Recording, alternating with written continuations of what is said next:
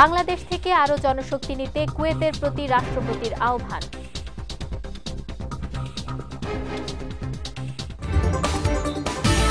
মুজিব পরিবারের সদস্যদের নিরাপত্তা অধ্যাদেশ বাতিলের অনুমোদন।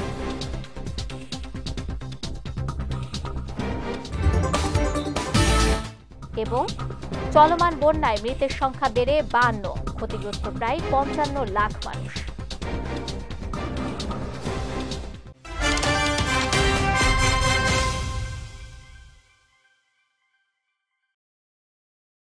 আসসালামু আলাইকুম। বিজয় রাতের সংবাদে আমন্ত্রণ জানাচ্ছি আমি নুসরাত আহমেদ। শুনছিলেন শিরোনাম, এবারে বিস্তারিত। বাংলাদেশ থেকে আরও দক্ষ জনশক্তি নিতে কুয়েতের প্রতি আহ্বান জানিয়েছেন রাষ্ট্রপতি মোহাম্মদ শাহাবুদ্দিন। আজ বাংলাদেশে নিযুক্ত কুয়েতের রাষ্ট্রদূত ফয়সাল মুতলাক এইচ আল আদানি বঙ্গভবনে রাষ্ট্রপতির সঙ্গে বিদায়ী সাক্ষাৎ করতে গেলে তিনি এ আহ্বান জানান। রাষ্ট্রপতি বলেন, কুয়েতের সঙ্গে বাংলাদেশের দ্বিপাক্ষিক সম্পর্ক অত্যন্ত চমৎকার। বাংলাদেশে প্রচুর দক্ষ ও আধা দক্ষ জনশক্তি রয়েছে উল্লেখ করে তিনি বলেন, এ জনশক্তি কুয়েতের চলমান উন্নয়ন প্রক্রিয়াকে ত্বরান্বিত করতে গুরুত্বপূর্ণ ভূমিকা রাখতে পারে। এ সময় দুদেশের দ্বিপাক্ষিক বাণিজ্যে সন্তোষ প্রকাশ করে রাষ্ট্রপ্রধান বলেন, বাংলাদেশের বিভিন্ন খাতে বিনিয়োগ অব্যাহত রেখেছে কুয়েত। সাক্ষাৎকালে সফলভাবে দায়িত্ব পালনের জন্য কুয়েতের বিদায়ী রাষ্ট্রদূতকে ধন্যবাদ জানান রাষ্ট্রপতি। এ সময় দায়িত্ব পালনে সার্বিক সহযোগিতা প্রদানের জন্য তিনি রাষ্ট্রপতির প্রতি কৃতজ্ঞতা জানান।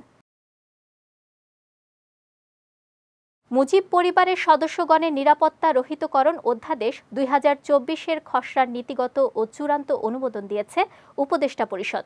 আজ রাষ্ট্রীয় অতিথি ভবন যমুনায় প্রধান উপদেষ্টা ডক্টর মোহাম্মদ ইউনূসের সভাপতিত্বে অন্তর্বর্তীকালীন সরকারের উপদেষ্টা পরিষদের বৈঠকে এ অনুমোদন দেওয়া হয়। বৈঠকে গুম বিরোধী আন্তর্জাতিক চুক্তিতে বাংলাদেশের পক্ষভুক্ত হওয়ার প্রস্তাবও অনুমোদন দেওয়া হয়েছে।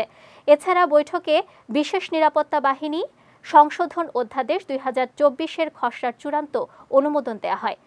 এ সময় উপদেষ্টা পরিষদের সদস্যবর্গ ও সংশ্লিষ্ট সচিবরা উপস্থিত ছিলেন। দেশে চলমান বন্যায় এ পর্যন্ত 52 জনের মৃত্যু হয়েছে। এছাড়া ক্ষতিগ্রস্ত হয়েছে প্রায় 55 লাখ মানুষ। দুপুরে দুর্যোগ ব্যবস্থাপনা ও ত্রাণ মন্ত্রণালয়ের অতিরিক্ত সচিব KM আলী রেজা এ তথ্য জানান। বলেন, এবারে সবচেয়ে বেশি মৃত্যু হয়েছে ফেনীতে 17 জন। এছাড়া কুমিল্লায় 14, চট্টগ্রামে 6, খাগড়াছড়িতে 1, নোয়াখালীতে 8, ব্রাহ্মণবাড়িয়ায় 1, লক্ষ্মীপুরে 1, মৌলভীবাজারে 1 ও কক্সবাজারে 3 জন মারা গেছেন। বন্যা আক্রান্তদের ত্রাণ পৌঁছানোর কাজ এখনও চলমান আছে জানিয়ে তিনি আরও বলেন, বন্যার পরে রোগের প্রাদুর্ভাব হয়, সে বিষয়ে সতর্ক থেকে চিকিৎসা সেবা নিশ্চিত করার নির্দেশ দেওয়া হয়েছে। এ সময় উত্তরবঙ্গে বন্যার আশঙ্কা নেই বলেও জানান দুর্যোগ ব্যবস্থাপনা ও ত্রাণ মন্ত্রণালয়ের এ অতিরিক্ত সচিব। মৃতের সংখ্যা হচ্ছে 52 জন। পুরুষ হচ্ছে 40, মহিলা 5, শিশু 7। এর মধ্যে কুমিল্লায় 14 জন, ফেনীতে 17 জন, চট্টগ্রামে 6 জন, খাগড়াছড়ি 1, নোয়াখালী 8, ব্রাহ্মণবাড়িয়া 1, লক্ষ্মীপুর 1, কক্সবাজার 3 এবং মৌলভীবাজারে 1। মৌলভীবাজারে যে 2 জন নিখোঁজ ছিল তাদের একজনের মৃতদেহ পাওয়া গেছে, আরেকজন এখনও নিখোঁজ রয়েছেন। পানিবন্দীদের আশ্রয় দেওয়ার জন্য যে আশ্রয় কেন্দ্র খোলা আছে তার সংখ্যা হচ্ছে 3403টি।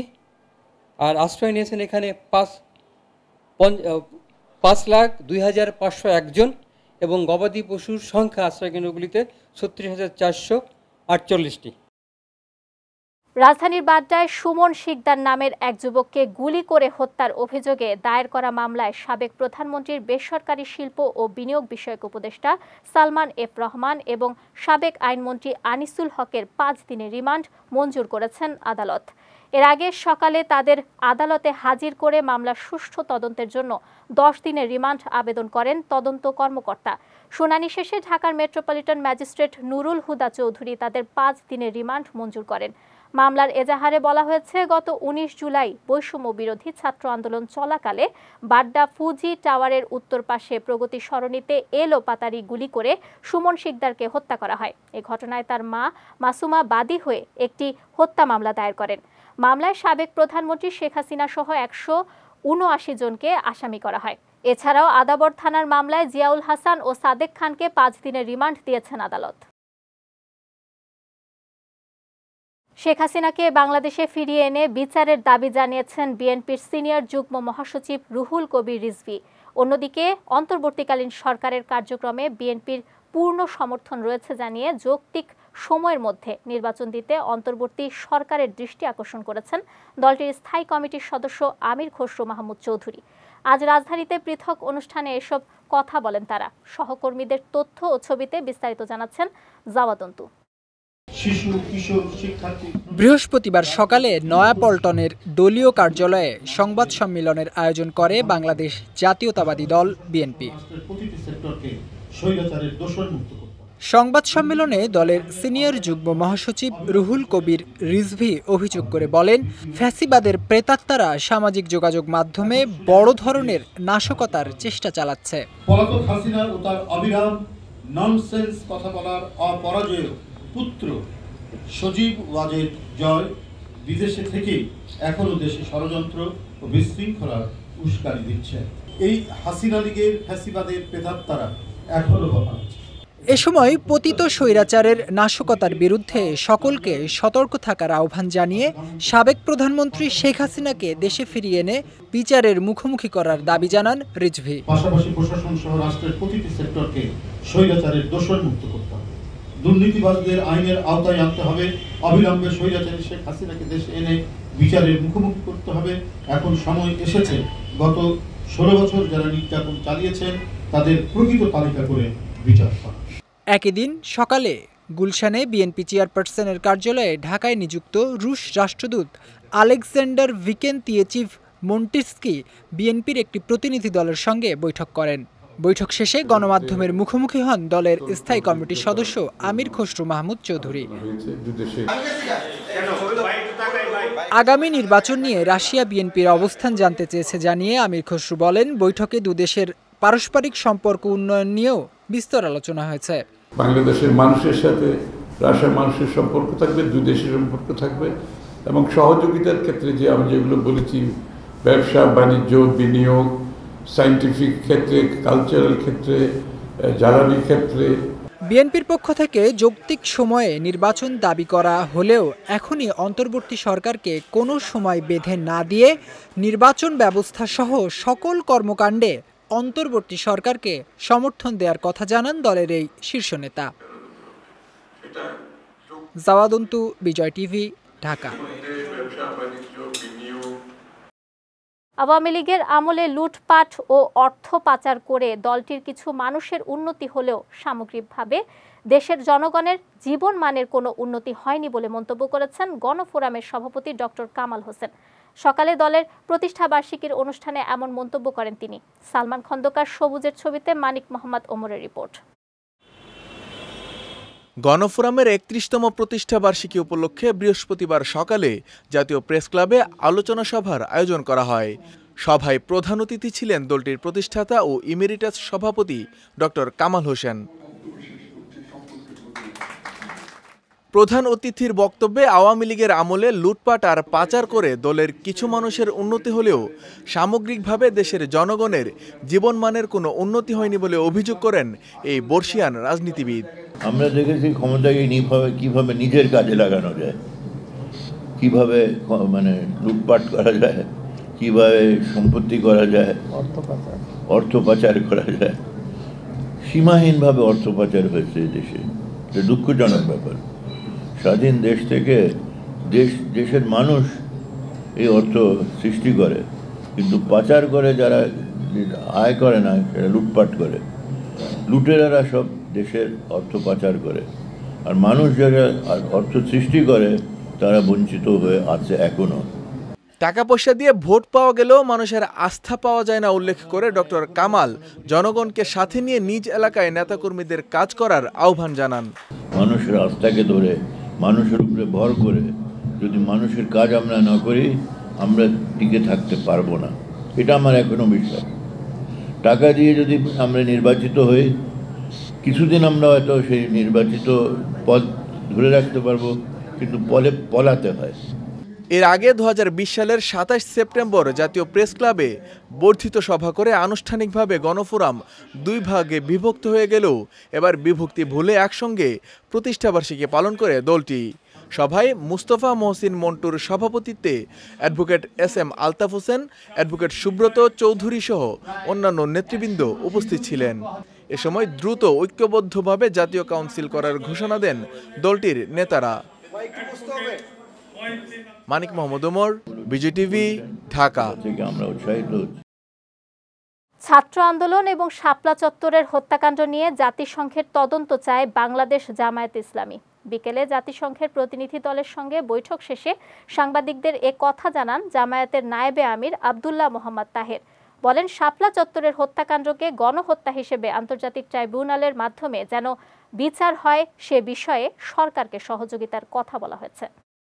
আমরা উল্লেখ করেছি হেফাজতের যে সমাবেশ ছিল সেই সমাবেশে মাস কিলিং হয়েছিল, শত শত লোকের হত্যাকাণ্ড তারা ঘটিয়েছিল শাপলা চত্বরে। আমরা সেটার কথা তাদেরকে বলেছি। সেনা কর্মকর্তার যে হত্যাকাণ্ড ঘটেছে সেই হত্যাকাণ্ডের সাথেও এই স্বৈরাচার জড়িত ছিল, আমরা সেটা উল্লেখ করেছি। দুঃখ প্রকাশ করেছে সমস্ত হত্যাকাণ্ডের জন্যে এবং বলেছেন যে আমরা এটা বোঝার জন্য আসছি। আমরা বিভিন্ন গ্রুপের সাথে, পলিটিক্যাল পার্টিদের সাথে আমরা আলোচনা করছি। আমরা এই ফ্যাক্টস নিয়েই আমরা ফিরে যাব এবং এটার ভিত্তিতে মৌলিকভাবে বিচার কার্যের সহযোগিতা করার জন্য প্রয়োজনীয় আইন সংশোধন করার জন্য যে এক্সপার্ট তারা আসবেন এবং তারা বাংলাদেশ সরকারকে সর্বতোভাবে সহযোগিতা করবেন। এবার জেলা সংবাদ।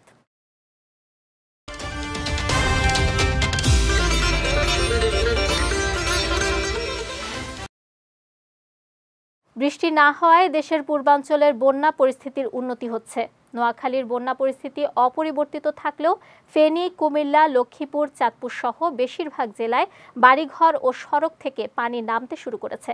তবে বানভাসীরা এখন পাহাড়সম দুর্ভোগে পড়েছে। বন্যায় অনেকের কাঁচা ঘরবাড়ি ভেঙে গেছে। পাকা ঘরেও আসবাবপত্র সহ নষ্ট হয়েছে প্রয়োজনীয় সবকিছু। বাড়িতে ফিরলেও তা বসবাসের উপযোগী করাটাই কঠিন চ্যালেঞ্জ এখন। এদিকে আবহাওয়া অফিসের তথ্য অনুসারে দেশের 4 বিভাগে আগামী 4 দিনে বৃষ্টিপাতের তেমন সম্ভাবনা নেই। এতে বন্যা পরিস্থিতির আরও উন্নতি হতে পারে। ছাত্র আন্দোলনের সময় যারা নিহত হয়েছেন তাদের শহীদ উল্লেখ করে তাদের অবদানের কথা পাঠ্যপুস্তকে রাখার দাবি জানিয়েছেন জামায়াতে ইসলামীর আমির ডাক্তার শফিকুর রহমান। তিনি বলেন, আমার দৃষ্টিতে এটা আমাদের দ্বিতীয় স্বাধীনতা। দ্বিতীয় স্বাধীনতায় অবদান রাখা শহীদদের কথা সব পাঠ্যপুস্তক ও গুরুত্বপূর্ণ সব জায়গায় স্থান করে দিতে হবে। সকালে নারায়ণগঞ্জের সিদ্ধিরগঞ্জে ছাত্র আন্দোলনে নিহতদের পরিবারের সদস্যদের নিয়ে এক মতবিনিময় সভায় এসব কথা বলেন জামায়াতের আমির। এ সময় তিনি আন্দোলনে নিহতদের পরিবারগুলোকে আর্থিক সহযোগিতা সহ সন্তানদের পড়াশোনার ব্যবস্থা করা হবে বলে জানান। নারায়ণগঞ্জ মহানগর জামায়াতের আমির মোহাম্মদ আব্দুল জব্বারের সভাপতিত্বে এবং সেক্রেটারি জাহিদুল ইসলামের পরিচালনায় মতবিনিময় সভায় সাইফুল আলম খান মিলন সহ অন্যান্যরা উপস্থিত ছিলেন। গাজীপুরের শ্রীপুরে সাবেক প্রধানমন্ত্রী শেখ হাসিনা, ওবায়দুল কাদের, অধ্যাপিকা রুমানা আলী সহ 97 জনের বিরুদ্ধে 2টি হত্যা মামলা দায়ের করা হয়েছে। গতকাল রাতে শ্রীপুর থানায় মামলা 2টি দায়ের করেন বৈষম্য বিরোধী ছাত্র আন্দোলনে নিহত রহমত মিয়ার বাবা মঞ্জু মিয়া ও জাকির হোসেন রানার বাবা জামাল উদ্দিন। বিষয়টি নিশ্চিত করেছেন শ্রীপুর থানার ভারপ্রাপ্ত কর্মকর্তা KM সোহেল রানা। গত 5 আগস্ট জাকির হোসেন রানা ও রহমত মিয়া শ্রীপুর উপজেলার মুলাইদ পল্লী বিদ্যুৎ মোড় এলাকায় গুলিতে নিহত হন। তারা দুজনই পোশাক কারখানার শ্রমিক ছিলেন। তুচ্ছ ঘটনাকে কেন্দ্র করে নারায়ণগঞ্জের সোনারগাঁওয়ে শাওন নামে এক যুবককে কুপিয়ে হত্যা করা হয়েছে। দুপুরে উপজেলার মহজমপুর যোগীপাড়া এলাকায় এ ঘটনা ঘটে। নিহতের পরিবার জানায়, শিশুদের খেলায় ঝগড়াকে কেন্দ্র করে স্থানীয় ইসরাফিল, রাকিব ও রাব্বির নেতৃত্বে একদল সন্ত্রাসী দেশীয় অস্ত্র নিয়ে শাওনের বাড়িতে ভাঙচুর ও লুটপাট চালায়। এ সময় শাওন ও তার পরিবারের সদস্যরা বাধা দিলে সন্ত্রাসীরা শাওনকে কুপিয়ে আহত করে। পরে হাসপাতালে নেয়ার পথে তার মৃত্যু হয়। তালতলা পুলিশ ফাঁড়ির ইনচার্জ সাইফুল ইসলাম জানান, মরদেহ উদ্ধার করে ময়না তদন্তের জন্য জেলা হাসপাতালে পাঠানো হয়েছে। এ ঘটনায় হত্যাকারীদের গ্রেফতারে পুলিশ অভিযান শুরু করেছে বলেও জানান তিনি। যাচ্ছি খেলা সংবাদে।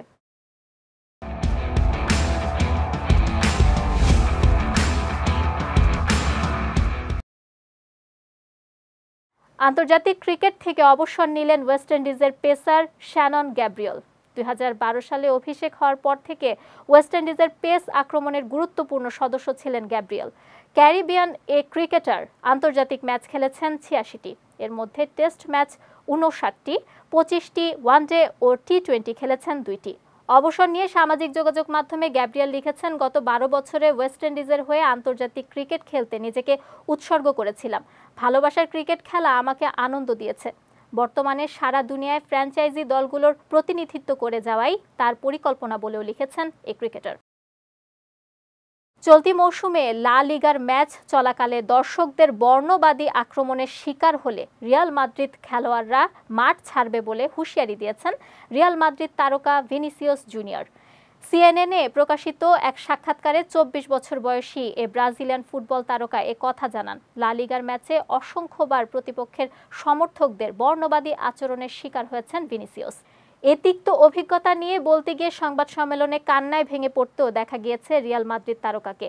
এর আগে 2023 সালে দর্শকদের একটি অংশ ভিনিসিয়াসকে লক্ষ্য করে বর্ণবাদী আচরণ করায় ভ্যালেন্সিয়ার বিপক্ষে রিয়ালের লিগ ম্যাচ 10 মিনিট বন্ধ ছিল।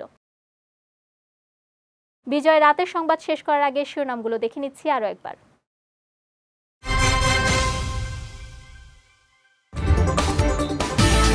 বাংলাদেশ থেকে আরও জনশক্তি নিতে কুয়েতের প্রতি রাষ্ট্রপতির আহ্বান।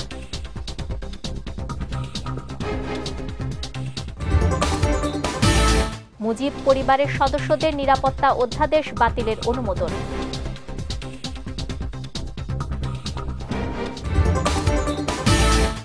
এবং চলমান বন্যায় মৃতের সংখ্যা বেড়ে 52, ক্ষতিগ্রস্ত প্রায় 55 লাখ মানুষ।